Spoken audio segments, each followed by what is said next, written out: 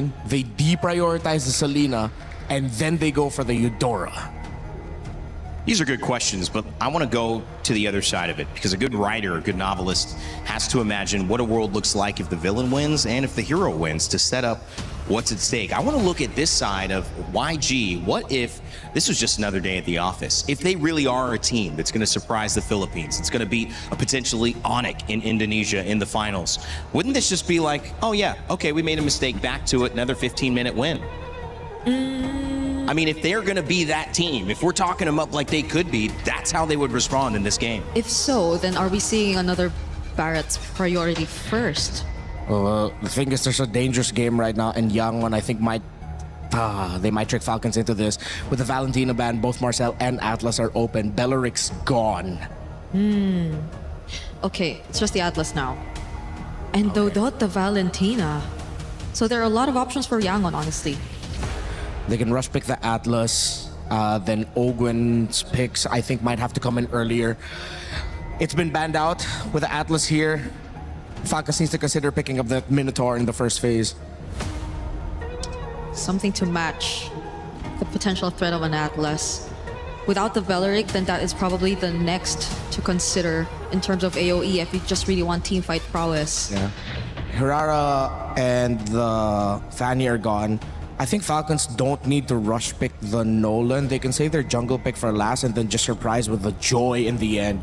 And seeing as they picked up the Juice in, heroes such as the Harith and the Joy might be their go-to so that they can get that smoother scale into the mid to the late game to set up for their Claude. Are YG forced to pick up the Eudora now at this point? If they really just want to play for comfort? And is it something Falcons are trying to set up? Because you see how they already have some sort of reliable damage already coming through for the Juicin and Claude to manage at least the mid to late game. Yeah, and they turn off the Gord pick with that. Because if Yangon decide to lean in towards the Kaiser pick and then go for the Gord instead of the Eudora, because again, picking up the Eudora early on, you still have the Esme Uranus trade active, and picking it this time might mean that Falcons wins that trade. I think they have to go ahead and pick up the Esmeralda, or maybe even consider an Arlot early on again. Arlot Atlas, great combo. Nolan available in the jungle, which we haven't looked at yet and is not going to be looked at here yet as well, unless Haji decides to grab it on the side for his team here on Team Falcons PH. But with the Uranus and the Eudora picked up, it's what we anticipated. Yeah. And the tough thing here now is for Falcons is they have a decision. If they pick the Esmeralda now, they lose their priority in the hero for Ogwen. If they pick up the Minotaur now, they will lose that Esmeralda. What do they want to secure at this point, Falcons? They're put in the spot here by YG, who I feel like despite a not so great showing earlier with the Uranus, this is still something YG are willingly playing into. At least they save their carries. At least they can adjust their most important roles here in this matchup. So now they're playing for Roam and Jungle. I think they still have to keep that Nolan Joy option open. Yangon has a lot to ban out.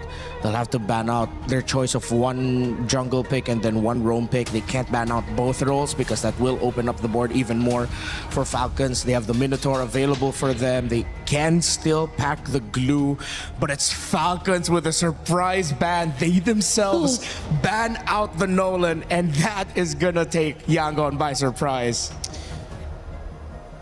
Why is it so surprising? Because you're expecting that Falcons is going to be picking it up for themselves at a red 4 in high consideration. And now Yangon is forced to ban out utilities. Falcons might just be in the heads of Yangon right now because now you still have a Joy, Minotaur, and the Glue all open as choices for Falcons if they want to lean in towards that.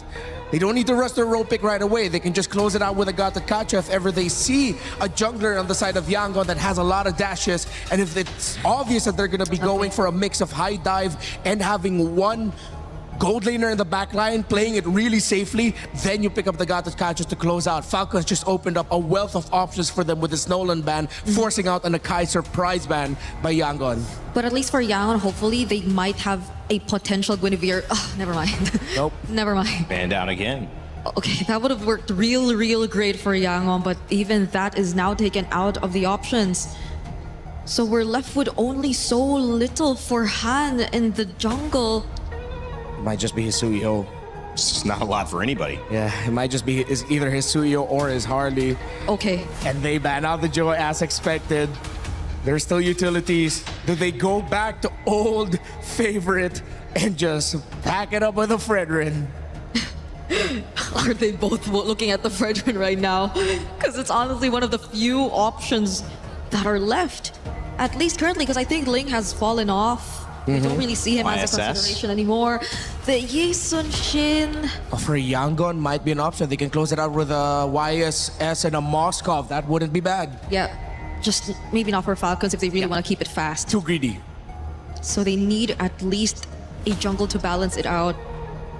Fredrin is fun. Harley, if they want to, but they save it for last. As expected, they go blue into the Atlas. Oh, What do Team Falcons PH have up their sleeve here? Looking for a jungle at the very end. They'll have final say on this draft with Red Side, but it means that two big picks now coming out for YG. For Falcons, it's going to be high burst physical for sure because their roam, their EXP and their mid is all magic. They need to balance that out with strong physical. What? What do they have? yeah, what is Yangon looking at for their jungle and gold? They get Clint? Okay, we've seen that work. And the Suyo. I think you go Leomord. Do we run it back and you go Leomord or Fredrin? One of those two? Ooh. To combo it with the rest of the members, I think if they're going for rundown, Leomord is an option. But if they're playing around either Super Marco or even Haji, then maybe the Fredrin could just make room for that. Yeah. So it depends on the kind of approach they want. Yeah, the problem is if they go Fredrin, it might be too slow. Unless Falcons are going to show up a new surprise pick here. Unless there's a jungle that we're forgetting in physical. I mean, Aurora did pull off a Lucas, but it didn't work. So who knows what options could be. Martis, what's it going to be? What else showed up recently? Okay. Okay, they're still going to go for the Harley. High magic base. Yeah. And this didn't go the second round didn't go as expected as I did. I thought Falcons might go for something a little bit more surprising in the jungle. Yangon played it safely. They have their Clint with them. Esmeralda should win in the EXP, but it's Han on the Suyo. And Could that's make the the big difference. X factor. Exactly. X Factor for YG. Will it be the Suyo that sends them into the grand finals? Will it be the Clint that bursts the bubble of the Philippines? Or will Team Falcons live to fight another day? They need to win 2 in a row. But every win for 2 starts with the first one. So let's see if they can handle this game as we send it over to our casters, Trax and Leo. Going into the Land of Dawn for game number 4 is a canon event in the Myanmar versus Philippines rivalry. Yangon Galacticos could secure their slot in the grand finals and finally put the rivalry to bed, or Falcons could claw their way into a clincher that goes all the way. Welcome to game number 4 in this best of 5, our first semifinals for the day. And just like that, with Red 5, Falcons securing the Harley, even the whole jungle matchup was left in contention. And it worked out so well for them, because the thing is even if YG doesn't go for the Suyo, Falcons can pick up the Suyo in response. They had him in this rock, paper, scissors match where Falcons always got to see what YG picked first. And when Suyo and Harley were the 2 picks to go, Harley normally got the win over it. That's right. Harley normally got the dub in that matchup. For about 4 to 6 weeks, Harley was the best jungler in the game when it came to MLBB esports. And this is not to say Yangon can't win with the Suyo. They already have in the knockout stage of MSC. But looking at the rotations, again, I'm not so sure if you agree with me, but it's evident that Yangon are playing a little more cautious. It's a very similar pace to game number 3. Falcons also, though, because if we get to this 2-minute mark, Sanji and Super Marco always just going toe-to-toe down here. If we get to this 2 or 3 minute mark and it's still 0 deaths, we have to admit that also Falcons taking a slower pace, because even game 2, game 3, Falcons were the aggressors. Ooh. Kyle on the bot side looking for a possible target, does have level 4, going to decide to go for this crab instead. Turtle comes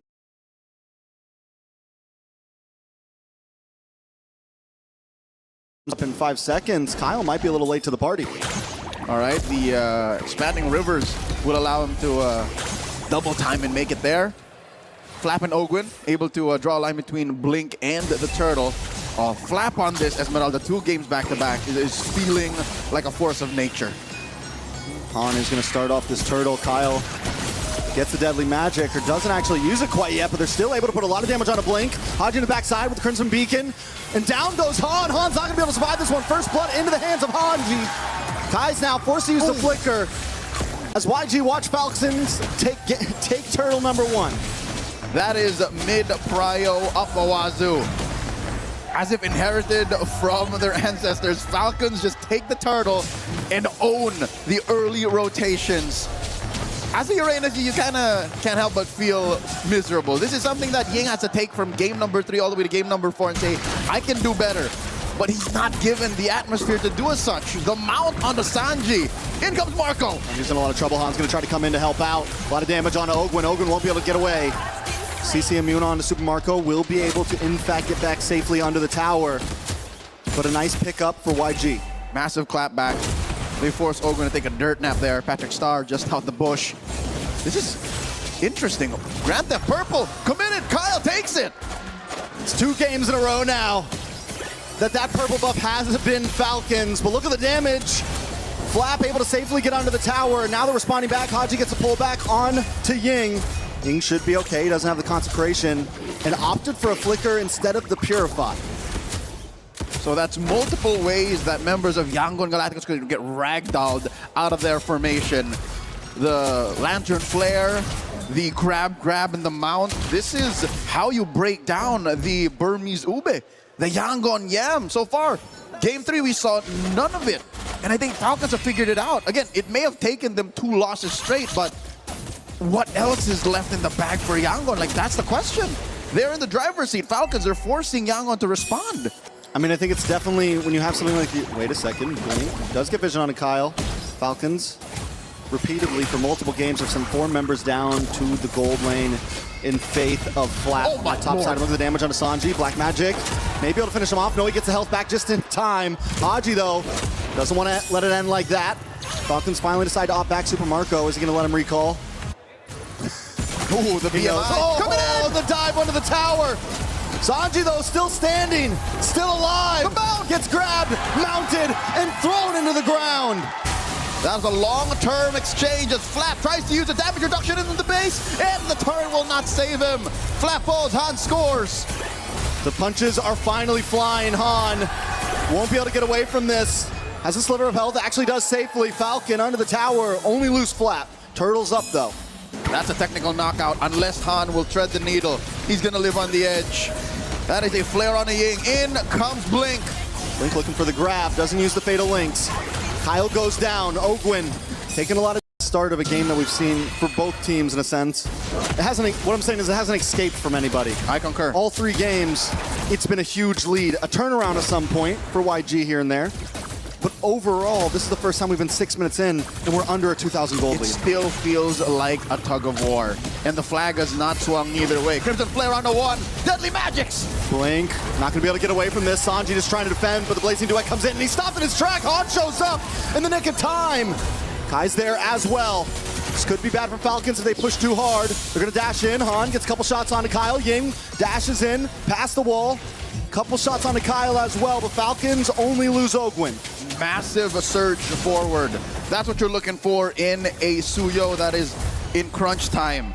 So Han here, fearless as he comes in, able to find that trade. And Flap maybe a second too late, actually holds his breath and practices discipline and does not jump in with that Falling Star Moon, which again keeps them at under 1,000 up, which makes this final turtle of this game, about 7 minutes in, actually contestable. Again, neither have a sure grip. Yeah, it is dead even right now. With only a 600 gold lead, taking a look at each member. No one extremely leading. Super Marco with a 500 gold lead, but no one's got a full item. No one's extremely ahead. Han actually beating out on Kyle right now. Blink looks for the entry. Not able to secure a stun on anybody, but Kai's on the backside getting singled out by Flap. Flap will be able to get the kill. Puts Falcon at advantage for this turtle. Bahan doesn't want to give it up just yet as Ying dives in, pops Consecration, and there's the Fatal Links. A lot of damage, stacked up. Sanji trying to fight back, but it's just too much. Super Marco takes out Han as Oakland takes out Blink, and Flap finds another. Sanji left alone to watch the turtle go over to Falcons. And now we see the folly of the burst damage profile Yangon Galacticos have oh so invested in. Kaiser taken out early, Sanji ranged out. Underneath a fight like that, sure, Sever over 2 or 3 major targets will spell vamp you to victory, but not when you have the kind of damage that Falcons almost missed on, by the way. This is an early game going into the mid game. Claude that could have missed out, but the fact that he was able to keep himself topped up and put the damage where it matters, isolated Sanji from actually getting the payoff. Because look, 2 members of Falcons were actually within range, but they denied Sanji that space and the 2 seconds he needed to let off a few big ones. So now Falcons skyrocket to a 4,000 gold lead in just a single objective. 1 neutral objective, 1 team fight. They had a 400 gold lead before they started. Now times they 10. 10 times it. Yep. 10 times it. Exponential, that stonks. Great stonks for Falcon right now, working their way up. If they can win this, it goes to a game 5. YG being pushed to the limits. And Esports looking to dive in. Consecration pops from Ying once again, and they keep forcing that out as Super Marco hones in onto these off lanes. 5,000 up. Falcons is at 9 minutes. And I can tell you now that Glue and that Esmeralda are the bane of their existence. Just the fact that these two are so good at splitting up your lineup does so much for them. The knock-up and the takedown, Blink falls! And Flap is relentless, continues to push in, but look at the damage in response. Sanji able to chip him down, but they've already lost Blink, so there's no being engaged. Han tries to get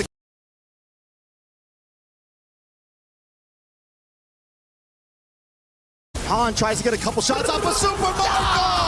Under the tower! In the base, in enemy territory! Locks on and finds his target, and Kai's will be next to fall. Pulled back is Ying. This is the Falcons we wanted to see. Surgical precision. Every action calculated to find its most ideal output. 10 minutes in, and they've taken mid lane tier 2. Top lane tier 2 has fallen as well. Yangon holding onto that tier 1 down bottom. That's also where the Lord spawns. I don't think they're in any shape to contest. 7,000 up, that's a whole nother tax bracket. Yeah, and Han just keeps getting shredded. Every time he tries to dive in, there was no answer. Every time a setup looks good for YG, Falcons have the counterplay. And now Falcons are just going to relish in the fact that Yangon are going to think twice about leaving their base. One more look at this engagement. Oh my god, it was Flap zoning out 3 alone. After maybe a hit or 2 off of that turret, and then Marco finishes what Flap started. Monstrous. They're in a state of flow. They're in a state of flow. Flow state, one would say. Falcons right now are in a whole nother level. It seems like they're birds out of this world. A new species was discovered 4 games into this best of 5. Lord marching through mid. A pensive state is the other half of our stadium here, as suddenly the table has turned. Now it's Yangon who are struggling to find an answer through, I mean, you can find it through a massive Fatal Links, but now while the Lord is knocking on your base like this. Blink's looking for it, but hasn't been able to catch it. Goes in, 3-man! Pulls him in! Ogwin flickers back, but Blink goes down. Super Marco's untouched. He's unscathed. And YG just can't find a member of Falcon to take down. Flap with a falling Star Moon into the tower, trying to open up space. Kyle there as well.